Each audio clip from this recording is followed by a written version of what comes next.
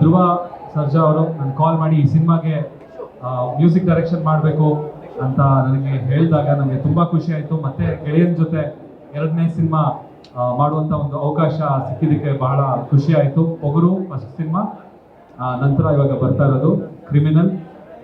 ಧ್ರುವ ಸರ್ಜಾ ಅವ್ರಿಗೆ ಥ್ಯಾಂಕ್ಸ್ ಹೇಳ್ತೀನಿ. ಹಾಗೆ ಗೋಲ್ಡ್ ಮೈನ್ಸ್ ಸಂಸ್ಥೆಯ ಮಾಲೀಕರಾದ ಮನೀಶ್ ಅವ್ರಿಗೂ ತುಂಬ ಥ್ಯಾಂಕ್ಸ್. ಅವರು ತುಂಬ ಪ್ಯಾಷನೇಟ್ ಆಗಿ ಈ ಒಂದು ಸಿನಿಮಾ ಪ್ರೊಡಕ್ಷನ್ಗೆ ಕಾಲಿಟ್ಟಿದ್ದಾರೆ. ಇವಾಗ ಗೋಲ್ಡ್ ಮೈನ್ಸ್ ಅಂತ ಯೂಟ್ಯೂಬ್ ಚಾನಲ್ ಇದೆ, ನೀವು ಬೇಕಾದ್ರೆ ಹೋಗಿ ನೋಡಿದ್ರೆ ಕೋಟ್ಯಾಂತರ ಸಬ್ಸ್ಕ್ರೈಬರ್ಸ್ ಇದ್ದಾರೆ ಅವ್ರ ಹತ್ರ.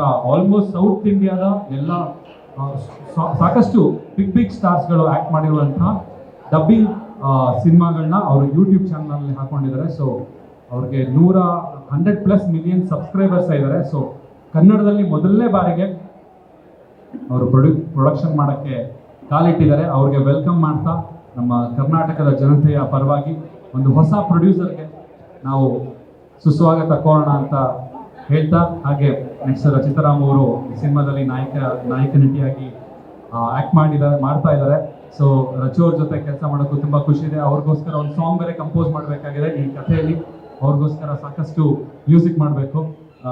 ಸ್ಪೆಷಲ್ ಕೇರ್ ತೊಗೊಂಡು ಮಾಡ್ತೀನಿ, ಬಿಕಾಸ್ ಅವ್ರು ನಮ್ಮ ಲ್ಯಾಂಬರ್ಗಿನಿ ಲ್ಯಾಂಬರ್ಗಿನಿ ಅವರು.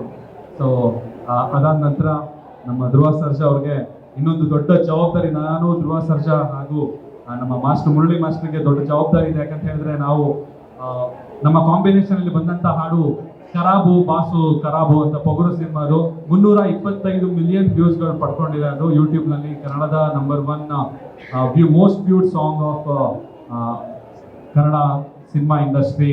ಆ ಒಂದು ಟೈಟಲ್ನ ಇವಾಗ ಮತ್ತೆ ಬ್ರೇಕ್ ಮಾಡಬೇಕು ಅನ್ನೋ ಒಂದು ಇಂಟೆನ್ಷನ್ನಲ್ಲಿ ಇವಾಗ ಕೆಲಸ ಮಾಡಬೇಕಾಗಿದೆ. ಅದು ದೊಡ್ಡ ಜವಾಬ್ದಾರಿ. 325 ಮಿಲಿಯನ್ ವ್ಯೂಸ್ನ ಬ್ರೇಕ್ ಮಾಡಬೇಕು. ಅದನ್ನು ಮಾಡಬೇಕು ಅಂತ ಹೇಳಿದ್ರೆ ನಮ್ಮ ಶ್ರಮ ತುಂಬ ಇದೆ.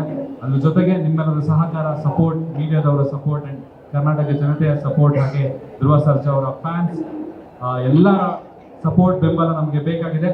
ಮತ್ತೊಮ್ಮೆ ಎಂಟೈರ್ ಕ್ರಿಮಿನಲ್ ತಂಡದ ವತಿಯಿಂದ ನಿಮ್ಮೆಲ್ಲರಿಗೂ ಧನ್ಯವಾದಗಳು. Thank you so much.